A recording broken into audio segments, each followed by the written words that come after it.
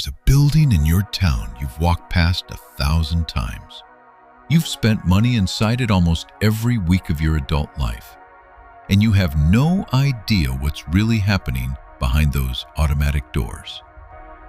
The average American household pours nearly $10,000 a year into a place like this. $1,000 a month per family. Multiply that by every household in your city, and the supermarket down the road is moving $2, $3, $5 million a month. So the person who owns it must be rich, right? Swimming in it. Wrong. After every bill, every paycheck, every supplier, every freezer humming through the night, the person who owns that supermarket keeps 1 to 3 cents of every dollar you hand them. That's not a typo. By the end of this video, you're going to understand why the grocery business is one of the most brutal, beautiful, and misunderstood empires in America. We're cracking it all open, what it really costs to get in, where the money vanishes, and the 4 hidden weapons the smart owners use to get quietly, dangerously rich. Stay to the end, because the last 60 seconds will change how you look at your grocery store for the rest of your life.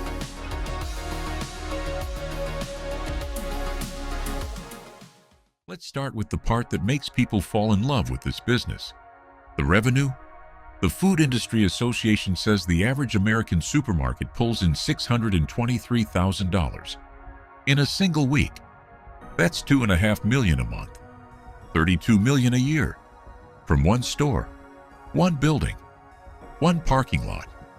And the gross margin, the money left before rent, before payroll, before the lights, runs around 25 to 28%. So on $32 million in revenue, you're sitting on roughly $8 to $9 million. $8 million. You're already shopping for the boat, aren't you? Now, let's subtract reality. Rent and occupancy, $3 to $5 million a year. Labor, your cashiers, your stockers, your managers, the deli crew, another $4 to $6 million.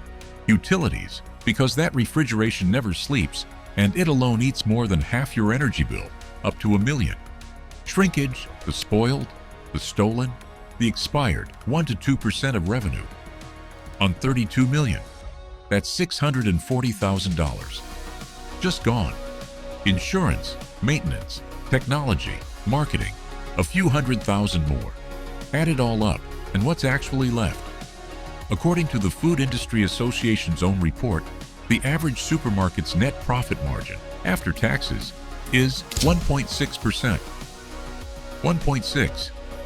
On $32 million in sales, that's $512,000 of actual profit. Now hold on, that still sounds like a great year.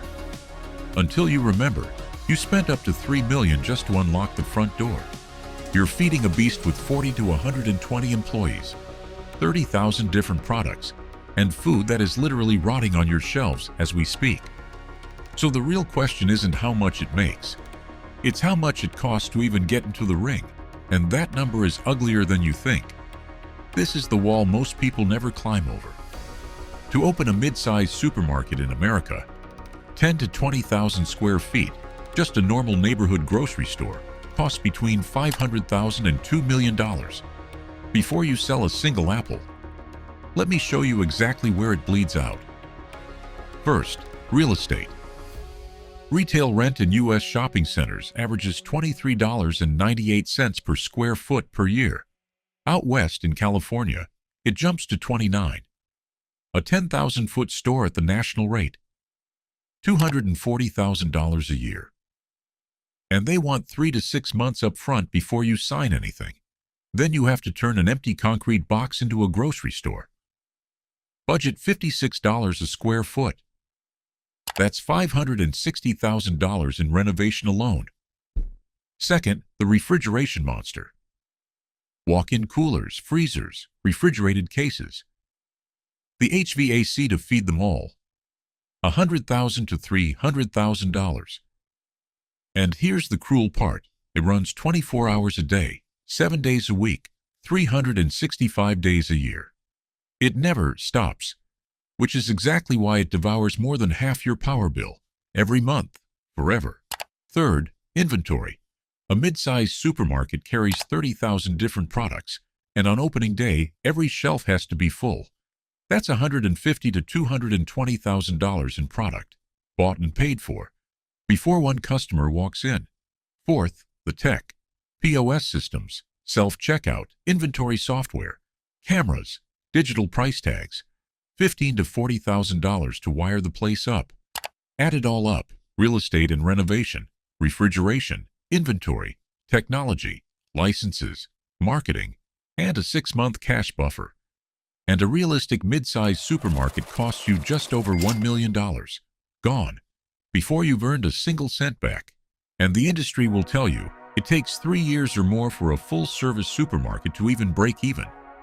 Let that sit for a second. 3 years of bleeding, just to get back to zero. Okay, you survived.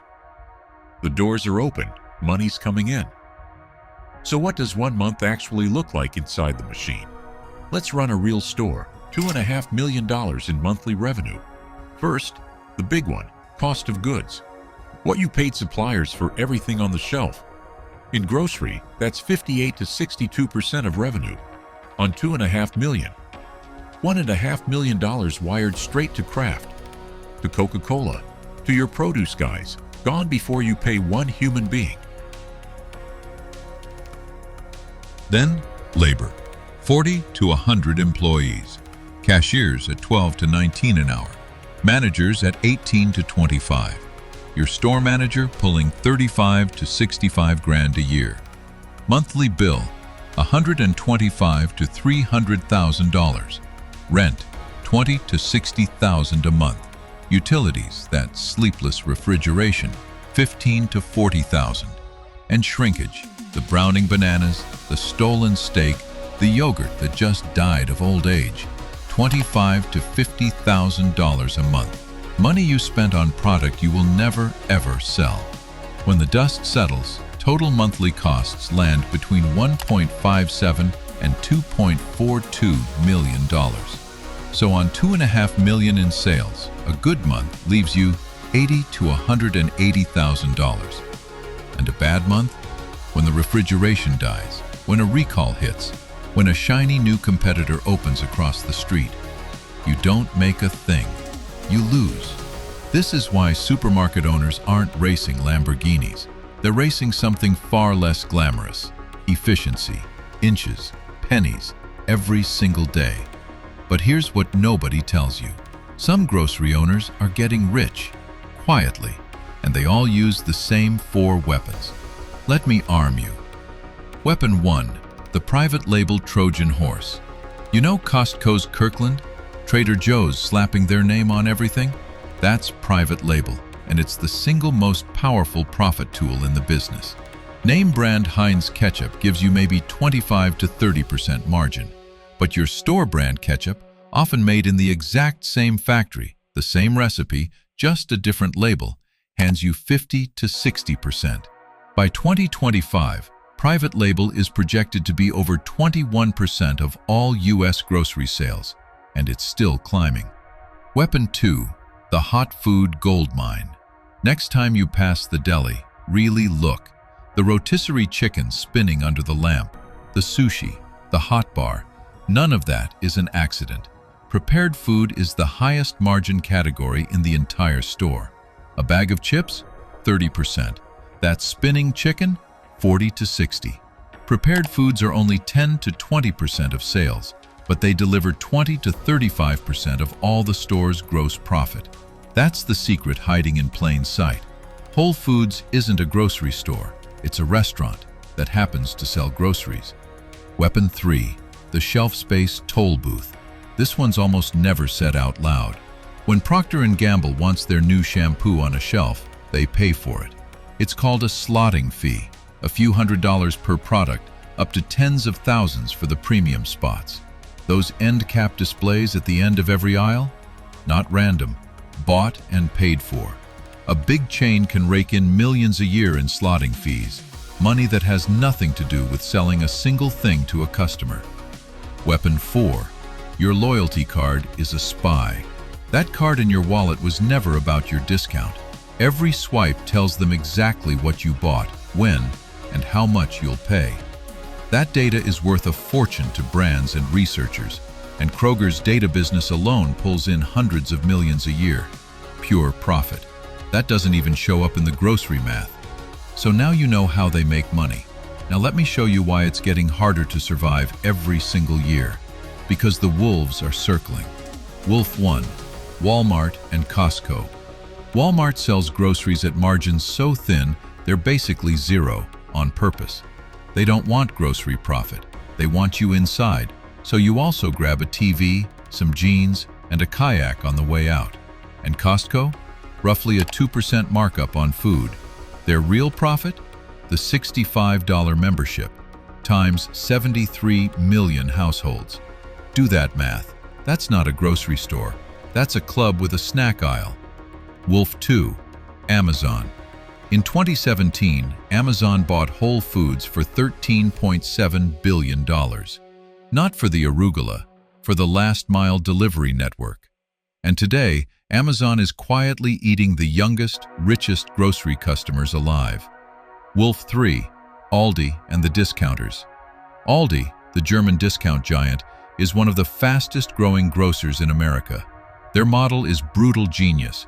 Fewer than 2,000 products instead of 30,000, almost all private label, skeleton staff. They undercut everyone on price and still keep better margins. Independent supermarkets are being squeezed from every single direction.